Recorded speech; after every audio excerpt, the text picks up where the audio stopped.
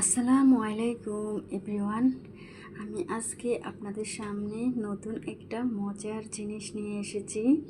আশা করি পুরোটা সময় জুড়ে থাকেন, তাহলে ইনশাল্লাহ এরকম মজাদার একটি ভর্তা বানিয়ে এই গরমের ভিতরে খেতে পারবেন। আশা করি অনেক অনেক বেশি ভালো লাগবে।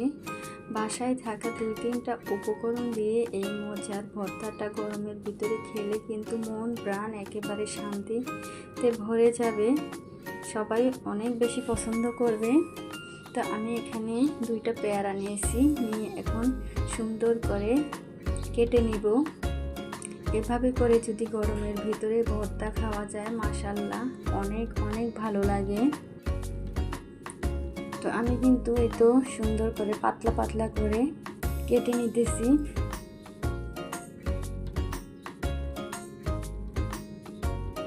যারা ভর্তা টক পছন্দ করেন তাদের জন্য কিন্তু এই ভিডিওটা অনেক ভালো লাগবে। আমি কিন্তু আজকে এই ভর্তাটা তেঁতুল দিয়ে বানাবো না, কি দিয়ে বানাচ্ছি সেটাই দেখতে থাকুন।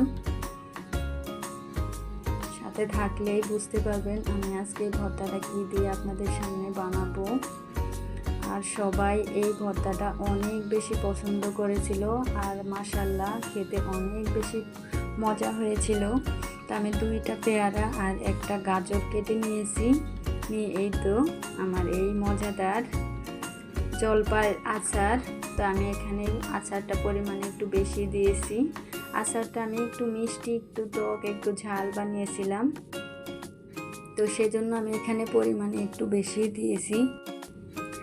এরকম জলপাইয়ের আচার, আমের আচার, যে কোনো আচার দিয়ে এভাবে ভর্তা বানিয়ে খেলে কিন্তু অনেক ভালো লাগে। আমি এখানে বিট লবণ দিয়েছি পরিমাণ মতো, আর চিলি ফ্লেক্স দিয়ে দিয়েছি।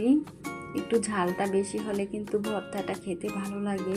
টক আর ঝালটা যদি বেশি হয় তাহলে ভর্তার স্বাদটা কিন্তু দ্বিগুণ বেড়ে যায়।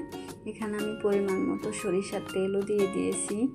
এখানে আমি মরিচটাকে ভেজে রেখেছি। আমি সবসময় একসাথে অনেকগুলো মরিচ ভেজে শিলপাটায় গুঁড়ো করে রাখি। আপনারা চাইলে ব্লেন্ডারও গুঁড়ো করে রাখতে পারেন। এটা যে কোনো ভর্তার সাথে দিলে কিন্তু অনেক ভালো লাগে। আর ভাজা মরিচের গুঁড়ো দিয়ে ভর্তা বানালে কিন্তু স্বাদটা অনেক বেশি হয়। তো আমি সবগুলো উপকরণ ভালো করে মিক্স করে মেখে নিব। এইখানে যেহেতু আমার আচারটা একটু মিষ্টি ছিল, সেজন্য আমি আর এখানে চিনি দিই নাই।